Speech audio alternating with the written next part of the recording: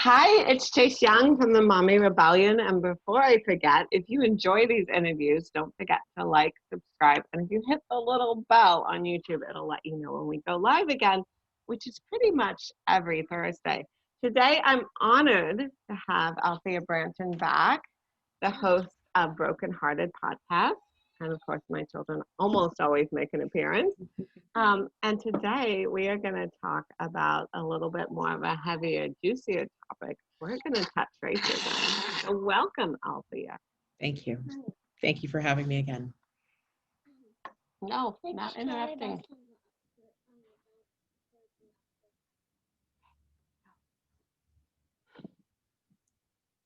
Because here as moms, we are constantly interrupted. Especially this year of COVID, where most of us have our kids home more than normal. Oh my gosh, this pandemic. Whew, that's a conversation in itself. Yes. But we'll be touching on it because we can't discuss these other things without touching that, and to a certain extent, current events. So we were just, before we started the recording, we were talking about how, because you're up in Canada, how some things are different. You were saying that you guys have universal health care. So does that mean that there's not as much, like here in the States, we have very discrepant maternity survival rates depending on what color skin you have, which is horrible. Is that less of an extent since it's universal in Canada? It is less of an extent. It is less of an extent, but the systemic racism that you experience in the healthcare industry is still there. Yeah. For example, not too long ago, there was an Indigenous woman in Quebec who was admitted to the hospital. A staff member uttered racial slurs to her. She ended up dying because she didn't get the care she needed because she was an Indigenous female. So it's this kind of, and from my own experience, when I had my son, he was choking on the umbilical cord, and we called for a nurse, a doctor, anyone. The one on staff said, "This is childbirth. You're supposed to be in pain. This is what's just supposed to happen." Meanwhile, he's literally choking to death inside my belly. So would that have happened if I had been a few shades lighter? Probably not. However, one of those you don't know.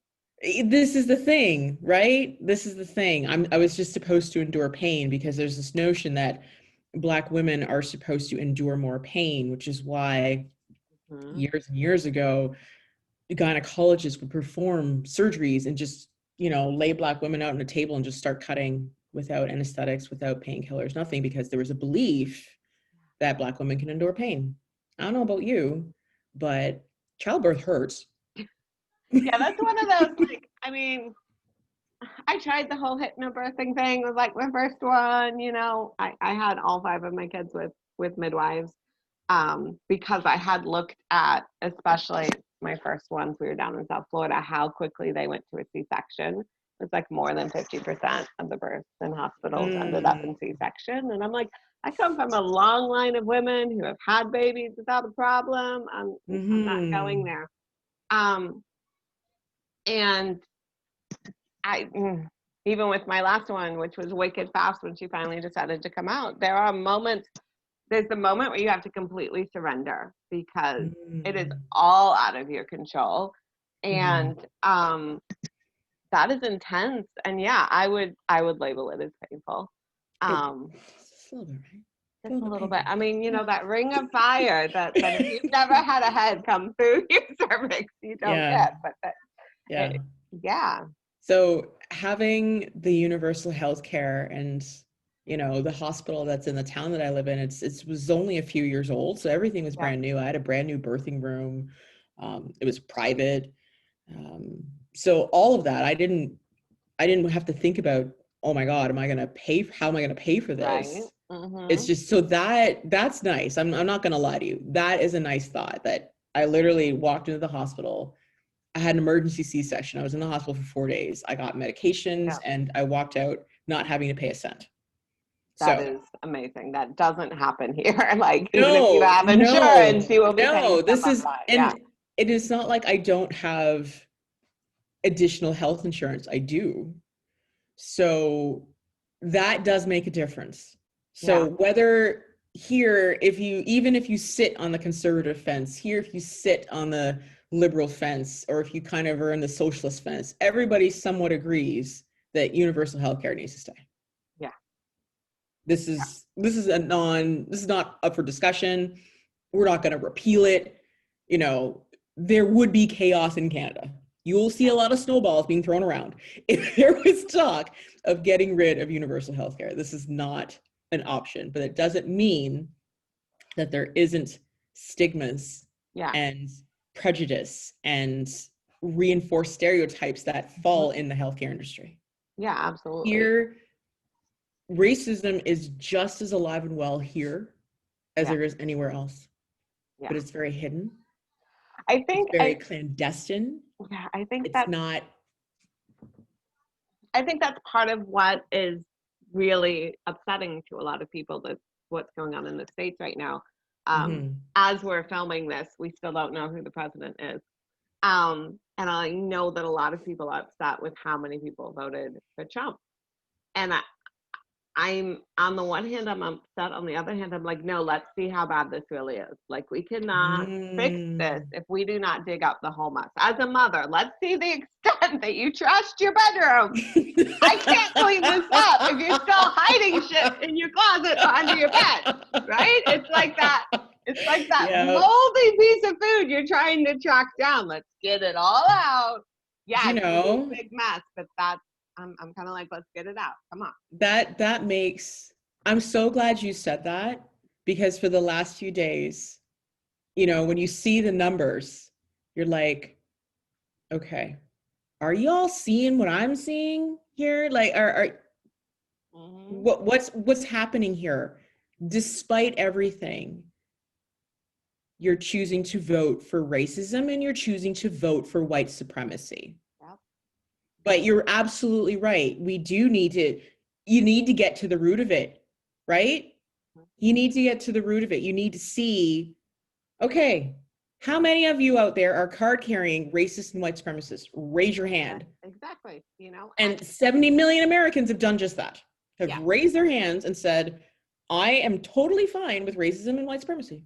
And I will lie to you, at the exit polls, that's the other thing we've discovered, is that some of the exit polls indicated that a lot more votes should have been going to Biden than what actually came through when they counted. So there are people who lied at the exit polls for who they voted for. And I'm kind of like, I am totally for secret ballots. I'm totally for you never have to tell anyone who you voted for. But if you're going to answer an exit poll, I think you should be honest, because you can choose not to. That is not mandatory. That is voluntary. But there were people, the guesses, there were white women who lied as to who they voted for. But why lie? That's my thing. Why would you? Because there's a stigma against, you know. So the very worst thing to be called right now in the United States is a racist. Even though I very much support Ibram X. Kendi's his idea is that people are not racist or anti-racist. Ideas are racist or anti-racist. And actions are racist or anti-racist. And you can choose at any moment which you're doing. I think that's a better way to look at it, right?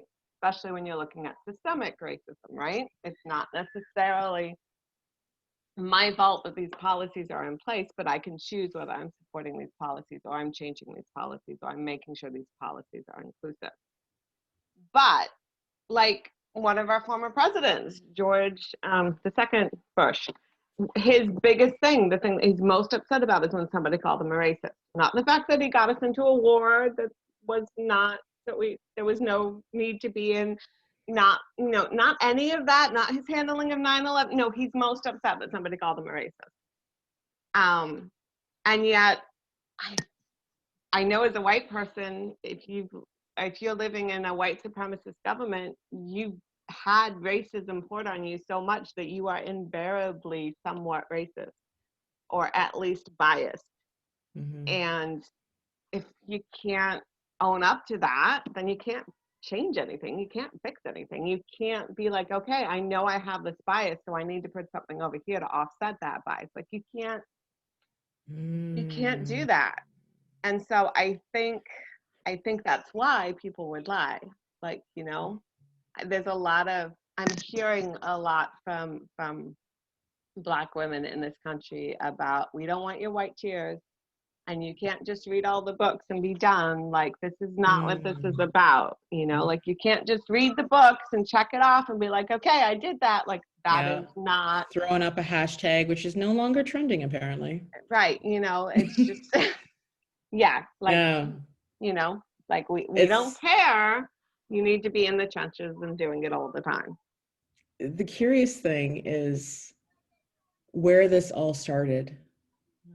Even if you go back to looking at the origins of the Electoral College was put into place because Black people outnumbered white people so much that they didn't want them influencing the vote. Yeah. Yeah. So you have these beliefs that started centuries ago. With the ago. Founding of the country. It started with the founding of the country. And then these beliefs, they get passed down and they get taught. And as moms, right? We are responsible for preparing our children to go out into the world. And now what's happening is that because these beliefs get passed down from generation to generation, kids are learning how to be racist. Yeah. They're literally being taught how to be racist. So when I hear stories on the schools, like I know. No, you can't blame it on the schools.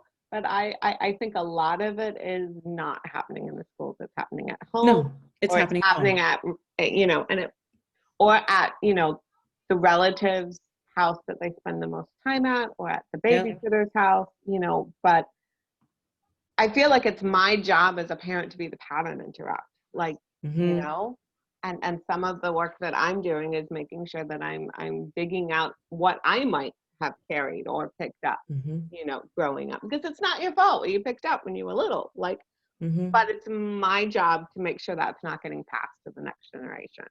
Yeah, it's really, yes, we can teach them certain things, you know, don't bully people, say please and thank you, clean your room, hopefully, and eat some vegetables. These are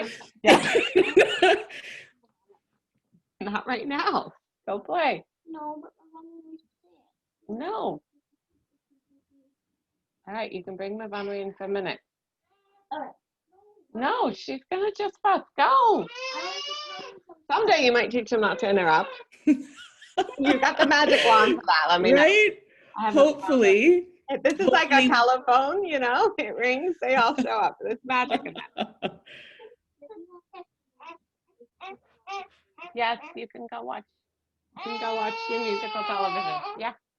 Come on, let's go watch Lena movie.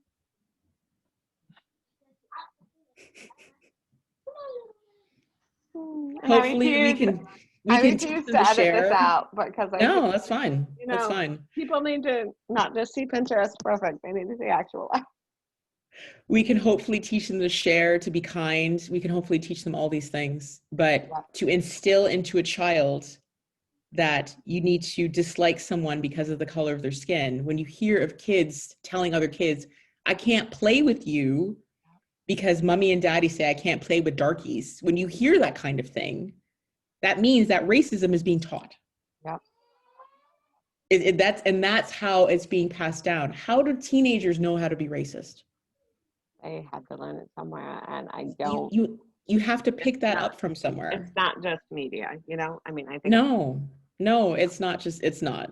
And you also can't just go watch Black Panther a couple of times and think that you're cured. You know, like that doesn't work either. No. Which I will say this for Black Panther, it was so refreshing to see Black people not portrayed as thugs, drug dealers, baby mamas, basketball players. You know, it was so amazing to see, like, with the technology and the superhero aspect was kind of cool, but just to see, like, we created this civilization that was still based on our tribes. Yeah, which still had our traditions, which still had culture, but also used our intellect, And it right? felt like the genders were a bit more equal too. Like it, Yeah. like, Yeah, there wasn't this like kind of swing back and forth. You mm-hmm. know, I think here in Canada, racism, like I said, it's a thing. It's very hidden. Yeah. It's very clandestine. It's a lot harder to fight again. It's a lot harder to fight against. It takes the form more of, it's more systemic, it's more ingrained, it's more microaggressions. Aggressions, that's what I was going to say. It sounds like it. It's more tone policing. It's more, just the other day, the CBC, which is our national broadcaster, they came out with an article about Black business owners not being able to go to the major banks and get funding. Right? We have issues with that here.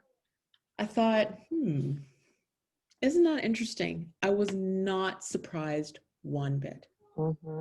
Not one bit. So the government recently announced, I think, 200 million in loans and in funding, like a separate fund, just so Black. The conservative side of government is saying, no, we shouldn't do that.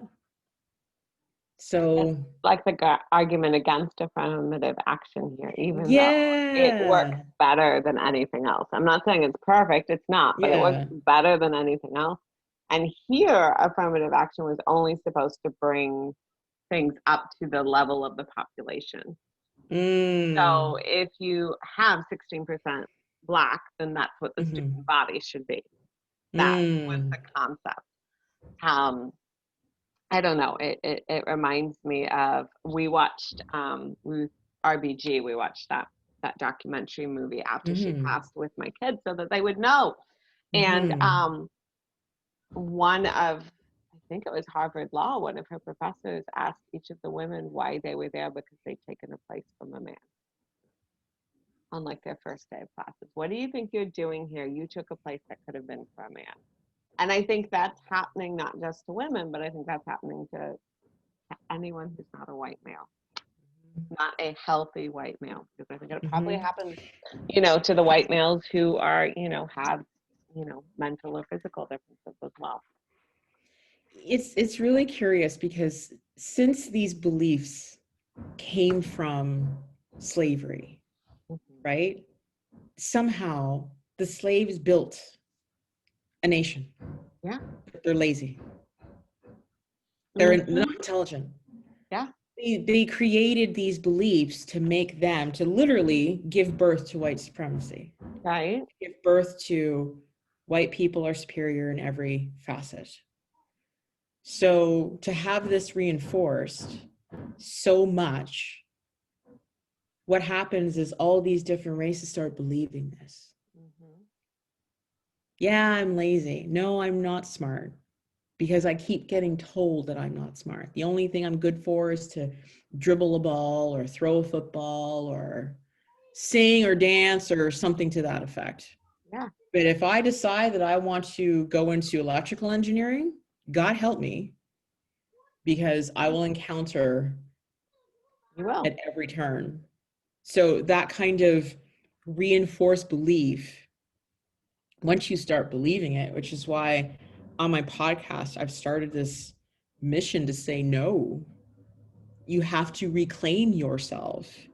You have more intelligence than you think, not necessarily more than anybody else, but what you've got is significant. We have to take it back.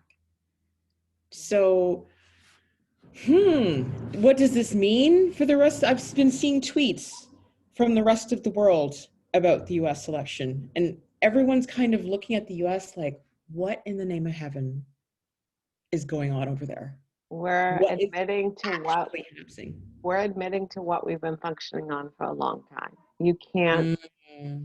And I think, and I thought we were doing better too. I think in a lot of ways, having Obama as president made a lot of people feel like, okay, we're done. I didn't think that. But I think a lot of people who don't have to face it every day, because unfortunately our neighborhoods are still segregated, you know, it's really, it's not like it's segregated by law, but it's segregated by where people choose to live. You know, people still choose to live with people who look like themselves. And with social media, you can turn out and not listen to people that you don't want to hear. You know, you have that ability, which in some ways can be really helpful, because I think sometimes we need to not always be arguing with people. I have been eliminating racists from my social media feeds. I have too. I have been. Absolutely. But we also have to be able to have conversations with people that we don't agree with, you know, because they are there, they are part of the world, they are, you know, part of the land. You know what, Chase? It's hard. Those conversations, and I know because I have participated in these conversations the last few days. Those conversations with actual racists are very, very difficult. And because especially when they don't think they are, like when they can't. No. Yeah.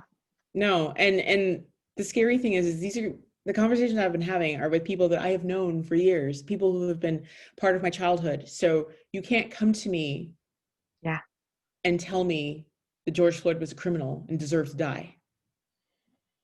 Yeah. Mm-hmm. What? No. I don't know anybody who deserves to be choked to death in that manner. No. I don't there know was no trial there. There was no. There was no due process. So no one deserves that. No.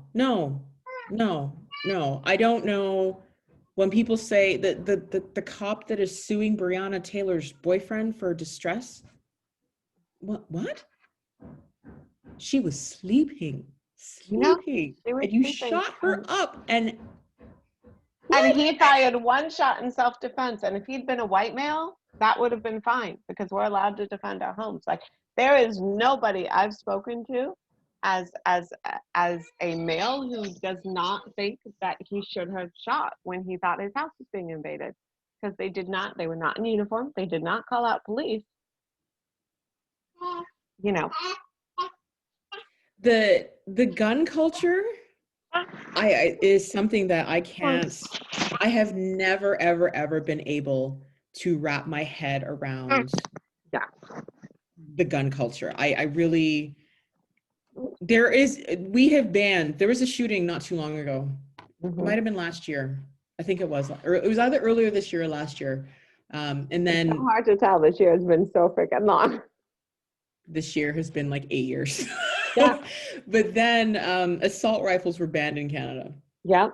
I actually know people who are filing a lawsuit against the federal government against the assault rifle ban. And you know, this is Canada, you know, we have a lot of wilderness up here, a lot of nature. Like, do you really need an AK-47 to take down a deer? Is that absolutely necessary? I really don't think so. You know, sure, people hunt. Okay, fine. Do your thing. But do you have to SWAT team a moose? Is that... I mean, I don't understand it. No, because I live in rural Maine. I believe you should be able to have a weapon to take down a bear if it's, you know, threatening you or your children. Like, and bears are big, and bears are big and scary, and they can eat you. So you know, and they need a bigger caliber. But it doesn't need to be automatic. This is what I'm saying. Like, I've seen Bowling for Columbine. I'm actually a big fan of Michael Moore. I love his movies. They're very eye-opening, and it just kind of makes you think. So when I saw Bowling for Columbine, I was like, wow, how readily easy it is to buy a gun. Yeah.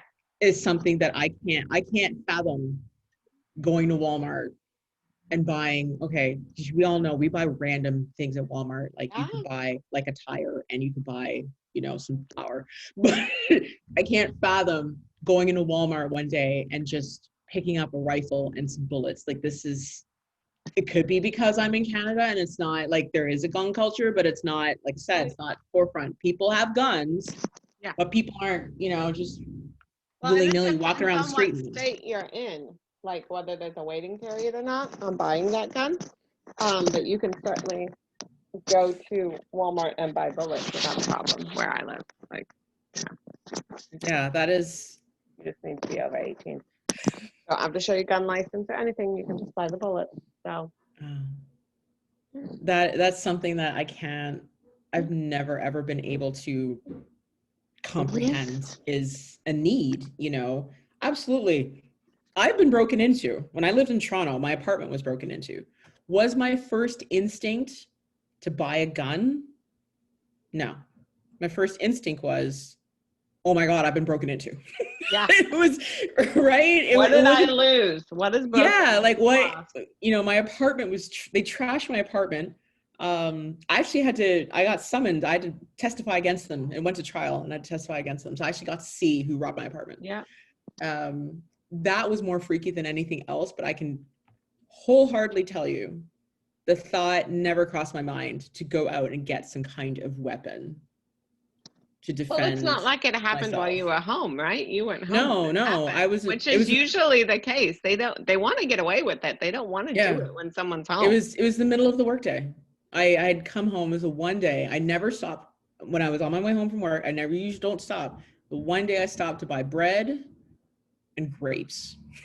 Which you only remember because you were broken into. Like you normally because I was broken remember into. what you I would never remember that. But yeah, it was in the middle of the day in broad daylight. And I lived in a fairly decent part of Toronto, like a kind of that like the tail end of like the posh part of Toronto. Yeah. So it wasn't like the ghettos or the East End or the West End. No, like I was right just north of Yorkville, which is where all the celebrities go when they come to Toronto.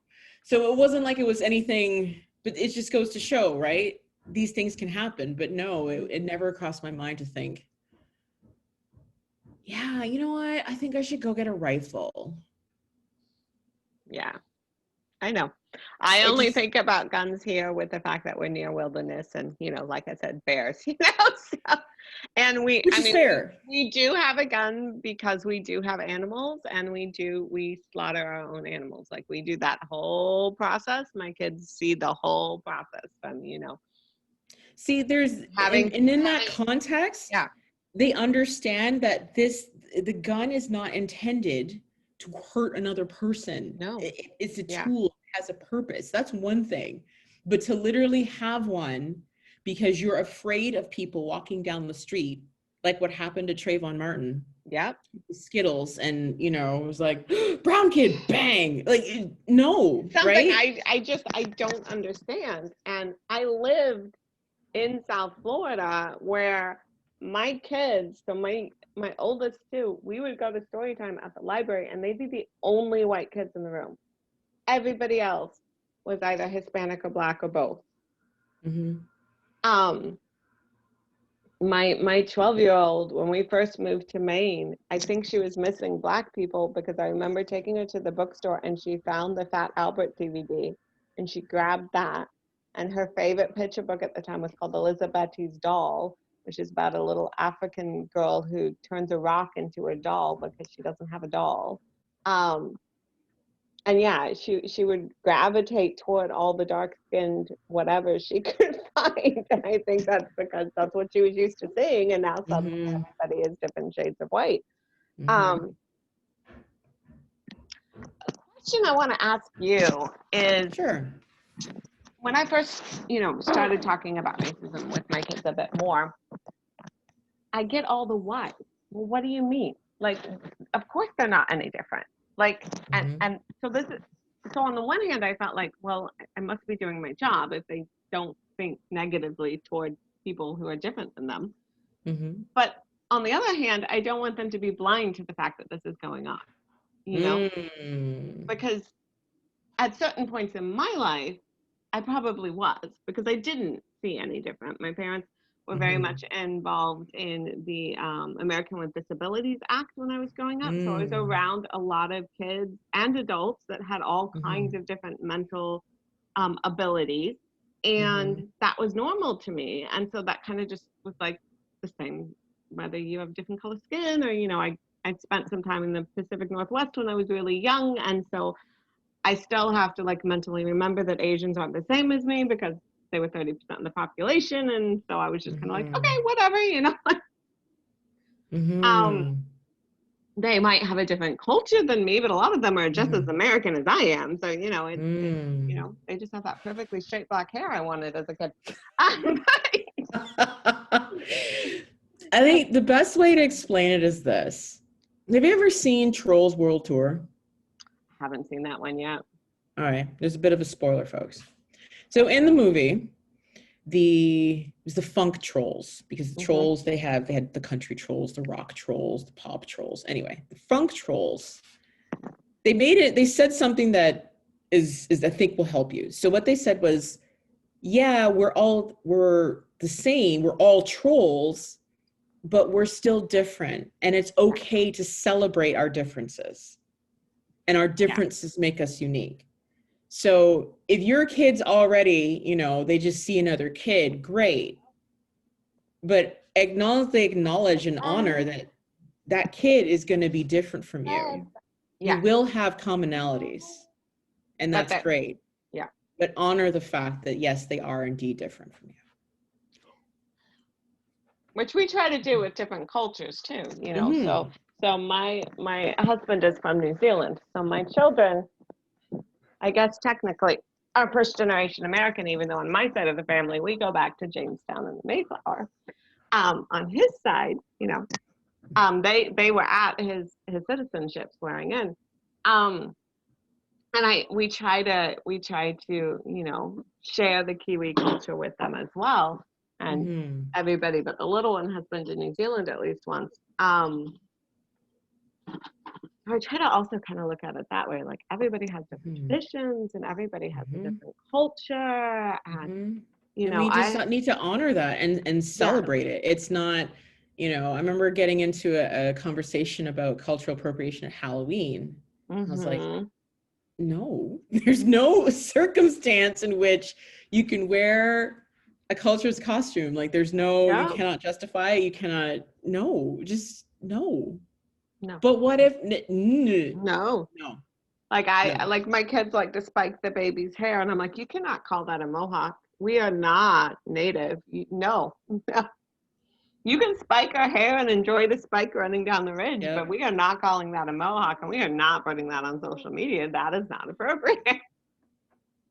This is what I'm saying. It's having that awareness. So, when your children are exposed to people that are kids that don't look like them, you can still play, you can still hang out, and you can learn something from them too. You can learn something like, hey, what makes your culture interesting, or what traditions does your family have? How mine kind of do the same. Like it can still be a conversation, to understand that yes, we're human beings, right? And I hear that a lot, especially in the spiritual community, which is starting to get a little sketchy for me. That's a whole other conversation we can have. That really is a whole other conversation. Bypassing and whitewashing. Yeah. Oh, man. Not today. I have been following, as of late, Lissa Rankin, who has just been laying it down as of late. Loving. So, Lissa, if you're listening, I'm fangirling you right now. I'm loving the things that she's coming out with, and looking at my own. I mean, I have a crystal collection that is astronomical. I have read the books from about the law of attraction and what I was manifesting. And I have been told to my face that slavery was a manifestation. No. I have been told this, that I am I'm in my victimhood when I talk about microaggressions and how, I get tone policed a lot and all that kind of stuff. I'm just in my victimhood. And if I just ascend to love and rise to love. Yeah, that's a lovely, pretty bow on white supremacy right there. Like, pretty you much, don't get to tone police anyone. All my fault, Chase. Did you know? It's all my fault. Yeah. Yeah, it's all my fault. Pretty much. So when I looking at that kind of stuff and saying, you know what? Yeah, I can't even, as interested as I am in yoga. Yeah.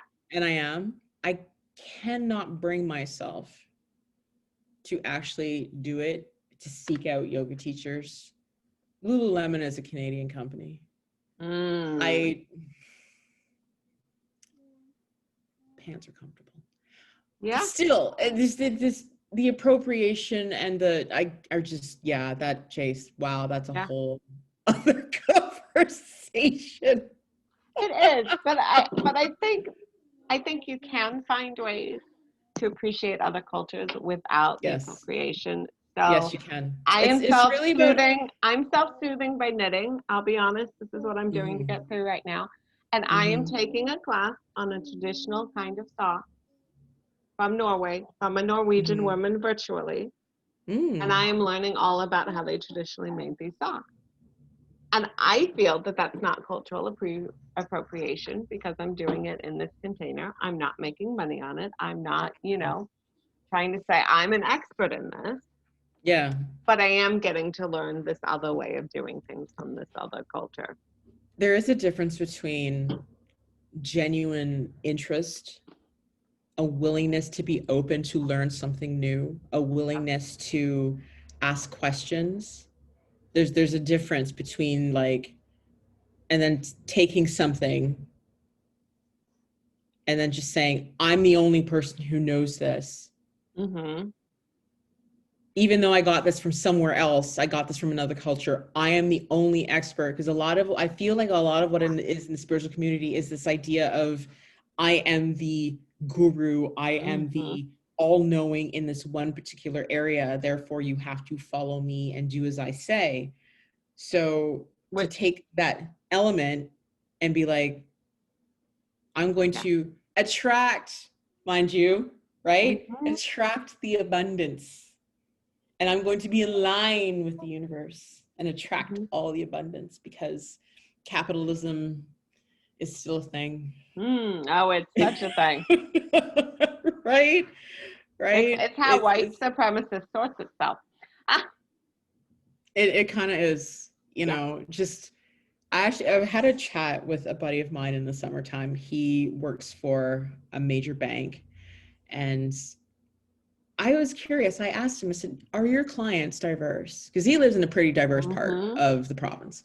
Yeah. He's like, no, they're not. And I said, why is that? He said, it's because all the money is held by white people and they want to keep it that way. Yep. So he was telling me that the work that he was doing was recognizing, how do I bring my knowledge and help a more diverse clientele? Yep. How do I bridge that gap? I thought, isn't that curious? So from time to time, he'll message me with questions like, what do you think about this? What do you think about that? And so if I will share my own experiences. I mean, I have a bank account. Do I have an investment advisor? Not on your life. No, I don't. Have I ever gone for a business loan to a bank? Absolutely not. I won't do it. Because of that ingrained, deep, systemic racism that exists in this country. Yeah. There are people, Chase, that will tell you that Canada is devoid of such things. Yeah, that's not true. No. And the moment you call them a racist, they get upset. Wow. I have not personally had this happen, but I follow some of the Black thought leaders, and they have personally had these things happen. And there was an instance since George Floyd that was a Canadian, and he ended up trolling her for quite a while, and she had to do all kinds of things because she's a freelance writer, and that's how she makes her money, is being active on Twitter. Yeah, it was an issue. So, sorry, Canada still has racism. Canada still has it. And this is the thing.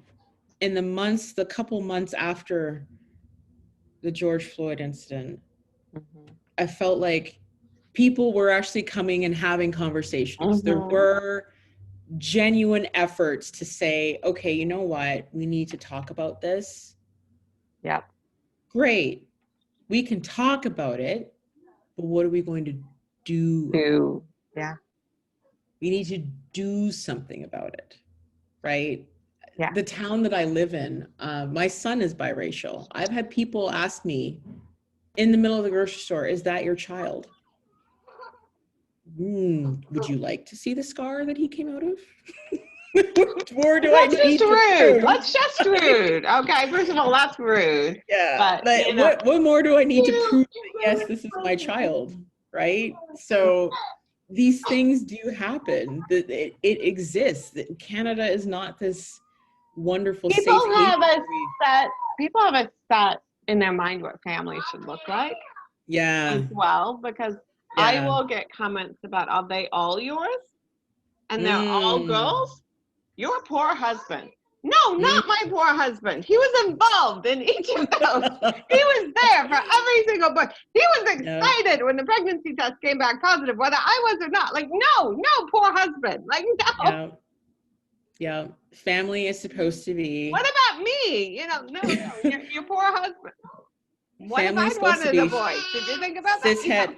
It's supposed to be cishet white male, Yeah. cishet white female, girl, boy, suburban About house. 2-3 years apart. Yeah. Yeah, max. No And more they than should all that. be doing well in school. No one should have Yes. a neural, you know, they should No, all be they are neurotypical. able-bodied. They are neurotypical.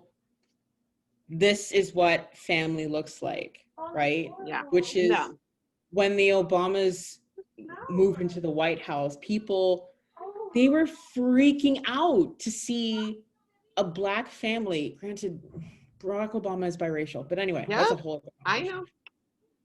To see a Black family, mom and dad, both Black people, Harvard educated. Yeah, this it is happened. Right. This is mind contortion for some people. Black people went to Harvard? Are you kidding? And then the whole Michelle Obama was a man? That whole thing? It's hard to, appreciate that we all don't follow a path. But Chase, I want to ask you something. And for those out there who are listening, feel free to take this idea, because I do have a lot of my ideas stolen from time to time. What would the world look like if white supremacists got their way?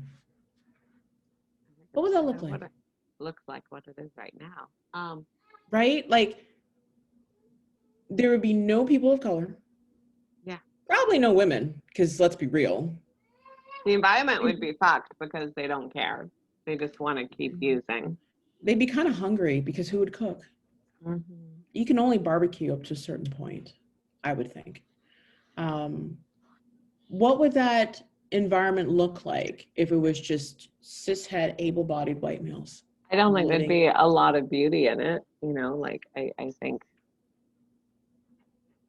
This is effectively this is the end goal, is effectively what they're looking for, is to have that world. So I want to just take a minute and imagine a world with cishet, able-bodied white men. Yeah.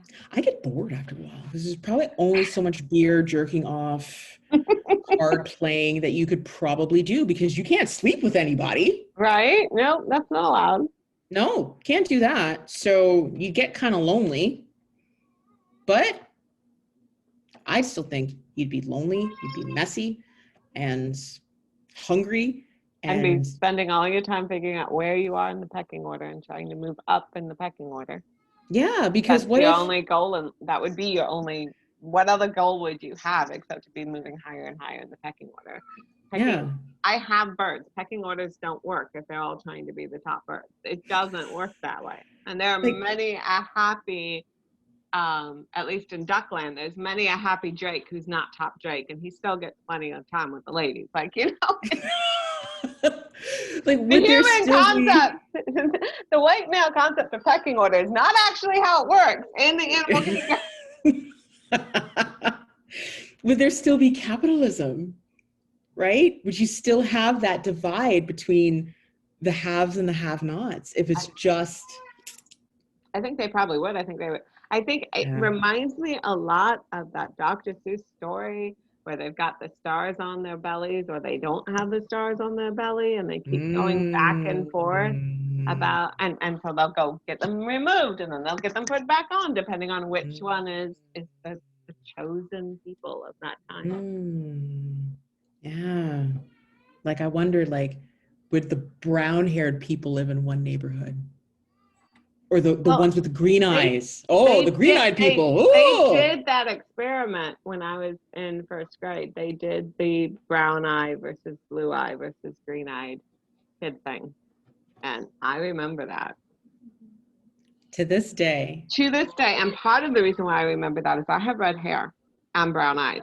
That is not the normal sort. So a lot of No. people were like, well, because brown eyes will last. What are you going on about? You already had your day. And I'm like, no, look at my eyes. I did not have my day. And that coupled with there's a lot of stigma if you have a redhead, that if you have red hair, that you have a very fiery temper. They're assuming you're Irish. I'm not Irish, but anyway, there's a lot of stigma on that. And so I remember being asked multiple times throughout childhood, does your temper match your hair?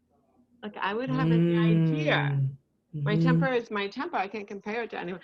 And so, I mean, that eventually morphed into, you know, my answer to what do you want to be when you grow up? I got so sick of that. I'd be like, I'm going to be a tyrant. You want to watch me practice? And that would like shut everyone down and they'd go away. But I didn't really want to be a tyrant, but I just think of the stupid question. No, because people didn't know how to talk to kids. That's what it came down to. They were trying to have small talk and they don't know what to say. Actually, I don't ask that question of my son. I don't ask what he wants to be. I don't Because either. if he had his choice right now, it would totally be firefighter, right? He would want to be a firefighter. And all I can think about is, dear Jesus, don't let this child end up on a calendar on somebody's wall, all oiled up and slick, holding a dog and a. That's your worst fear. Not that right? That's my worst being a fireman is dangerous. That's my fear. Calendar. Yeah, that's my fear, right? Not to mention like how he's going to go out into the world and be received as a biracial child. That is not my worst fear. My worst fear is that he'll be oiled on somebody's office wall that my child is going to be glistening, objectified. right? Objectified, like holding a puppy or like just wearing a pair of boots, like strategically placed. Like these things I worry about. So yeah, I mean the fact that he's big into like superheroes now, you know, PJ Masks and Paw Patrol and PJ Masks. I just want to say this about PJ Masks. How do you find a crime at 10 o'clock in the morning and wait 12 hours to go fight it? I don't get that. I never will. I'm not throwing shade at PJ Masks. This is just my $1 million question. But anywho, yes, he loves the fact that he can, as a firefighter, like it's a type of superhero in his eyes, and he can go out and save people, which is wonderful. But yes, I am deeply, deeply worried that he will just be oiled up and then they'll be like, oh, it's for a good cause. Yeah, about that. But anyway, we have bigger issues at hand. You know, I have to, sometimes he asks about, Mommy, what color am I? So we've had the discussion. You are a blend of Mommy and Daddy. Yeah. Because his dad is white. You are beautiful. Your curls are beautiful. Your curls are amazing. So we've had this discussion now for a few years to let him know that, you know, yes, his family is different and unique. Daddy doesn't live with us. You live with Mommy, but we're still a family. Yeah. So we were watching this episode yesterday of Daniel Tiger's Neighborhood. I love Daniel Tiger's Neighborhood. I just want to say that. Love that show. And it was all about different families. And, you know, families don't have to look and feel a certain way to be a family. So the whole I think notion, the love you feel inside should be somewhat universal, but yeah. Yes.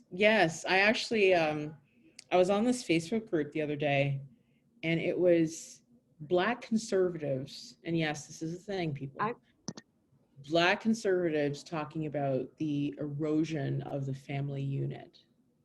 And I was like, okay, let's dial this back. Let's take a step back, Althea, take a deep breath and say, okay, where is this coming from?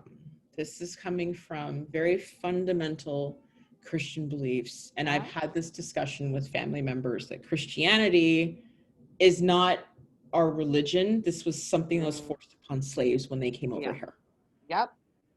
That's a whole other, you know, white savior complex, blah, blah, blah. Anywho, but to say that my son and I are in a family and that he has a broken home, no. No, it's just, there are conservatism and this whole notion of preserving values. What are we really preserving? The cookie cutter, everything looks the same. You can't Everything find looks your the house same. unless you painted your door a different color. Yeah, it's really coming back to this whole notion of where does white supremacy fall into all of these belief systems, right? So to even have a child who's neurodivergent, or to have a child who has some kind of illness. A child that wants to do something that is not typical for their race. Yeah, my son loves Frozen. Yeah? Loves it. It's a great movie. It really is. The second one, I was a little freaked out by the giants, but I got used to it after a while. I'm not gonna lie. I liked all the pagan roots in the second one, and I liked the Yes. fact that they asked and got permission and didn't culturally appropriate in the second one. My firstborn loved Cars. That was her favorite movie when she was little. It was Cars, which is not, you know, what a girl should like. She liked Cars. It was a while before Tangled came out. I didn't let her watch the old movies. I was like, you don't need to type, baby. I did also like, what's his name? Kristoff's kind of 80s power ballad in the middle of Frozen 2. That was amazing. Oh, brilliant. All right, but we are just about at your time. So yes. Where can people find you, at least till the end of the year? So my podcast, Brokenhearted, is coming to an end at the end of December. I need to make space for new and exciting projects that I'm working on. So you can find me at anchor.fm/brokenhearted. I have new episodes that come out every Monday at 9 a.m. Eastern. You can also find Brokenhearted on Instagram at brokenhearted.podcast. So tune in. We will be having you back again. Oh my gosh. Because this is so much fun. It is. It really is. It's always great to talk to grown-ups. It's always great to talk to grown-ups. And in the new year, Mommy Rebellion is going to see if I can figure out how to take the audio from these and put them on podcast platforms so that people who don't want to see it can also listen. Okay. All right. Well, let me know if you need help from one mom to another. Yeah. Yeah, You let me know I will if you need be help. reaching out. All right. So I'm going to